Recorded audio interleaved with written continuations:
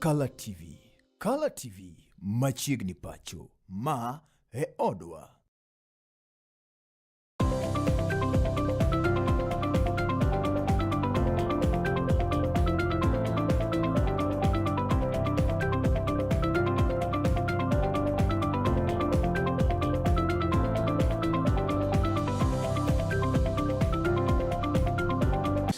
Ywak ni omenda deko kendo kod miyo gibed kanyo koda pek mag timo chenro go.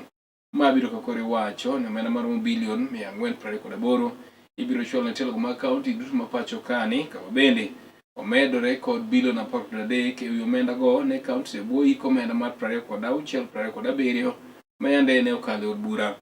Bende Ruto nowacho ni chikno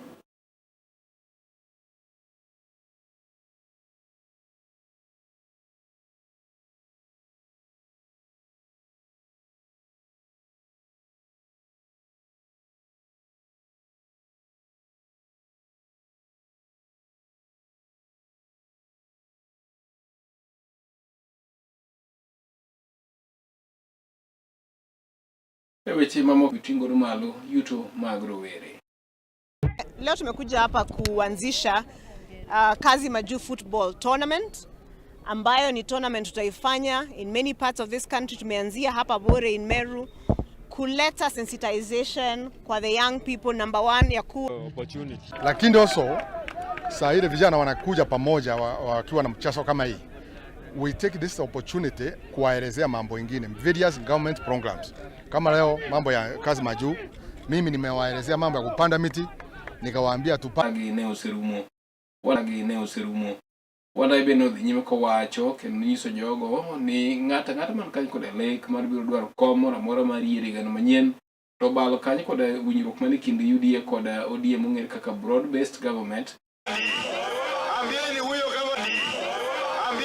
gavana wetu ya kwamba sisi wajinga sasa tumeelewa wetu ya kwamba sisi wajinga sasa tumeelewa. Mimi nimesema ya kwamba mambo ya Siaya hatutawashia watu wengine.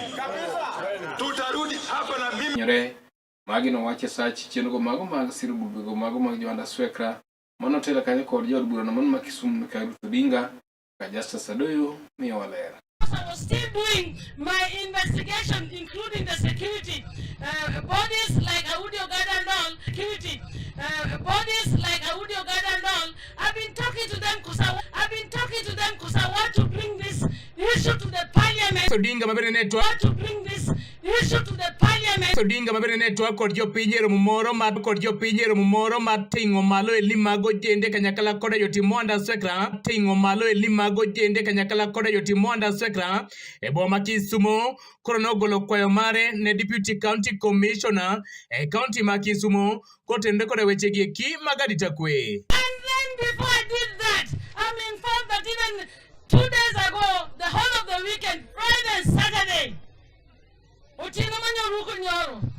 girls were being raped and killed in Manyata. Kabende okwayo DCC sub county Roma Kisumu Central nikagiyie to gitijge yone Roma kare. Kwanya yien ng'ato rape ng'ato kaeto chako nego. We condemn that act in the strongest terms possible. Korka kore jod bura na Romo gwele Kisumu County Assembly mano Mikaela Wino Opar bende koro ni omboro ywak ating'wa liche miwuoro kabendo ywago weche go magarita mabende owacho ni orochore malich mokale gwengwe koma Kajulu. Security team, the DCC and your team, our people are not safe at all. And I'm coming from Kajulu ward. Kajulu ward, the community have lost side to come. Let's talk together and see where we are going wrong, what needs to be done. Nekala TV koke county ma Kisumu and Justice Sadoyo.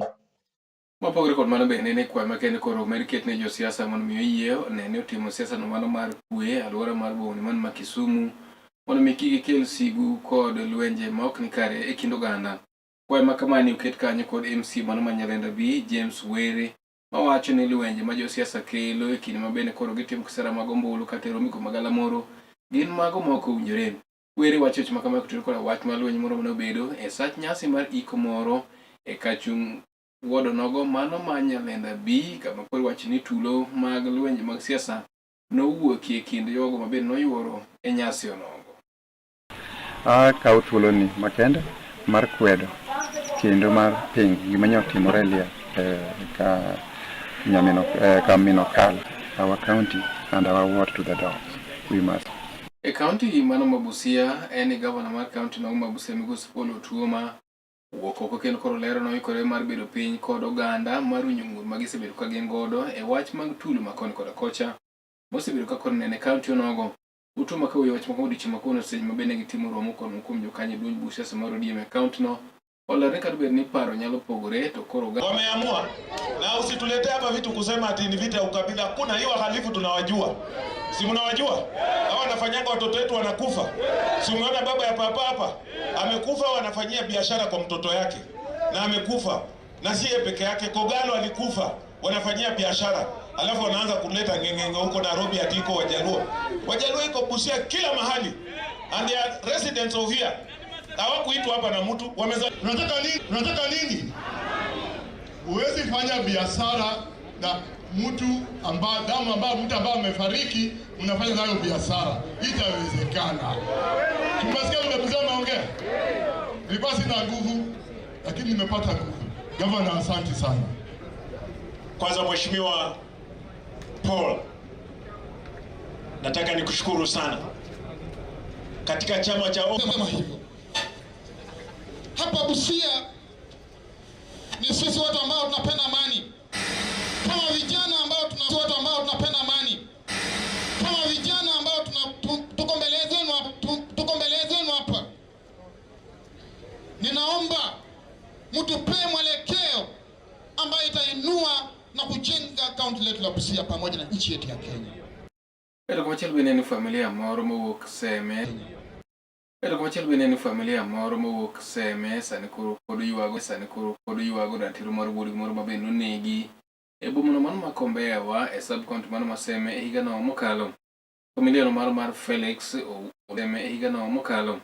Familia no mar Felix Olwero wacho ni nyaka sani wuogi nenegi koro ni nyaka sani wuogi nenegi koro nikech nyaka nene nyathini to tarik 8 dwe mar 8 saa 7 otieno to ni ibiro dwaro jokuoye mane dwaro go dak tinde gidwarie jokuoye mane kwelogo nikech jokuoye to dhi continuously kwa jo momiyo file ok nyal duogo Kisumu mondo wayud kaka wachako court process. Kisumu mondo wayud kaka wachako court process. Parni weche mamoko kiny bini sa 10 mar okinyi. Kwa mesmo roch manyien somo ne Rogers. Odhiambo.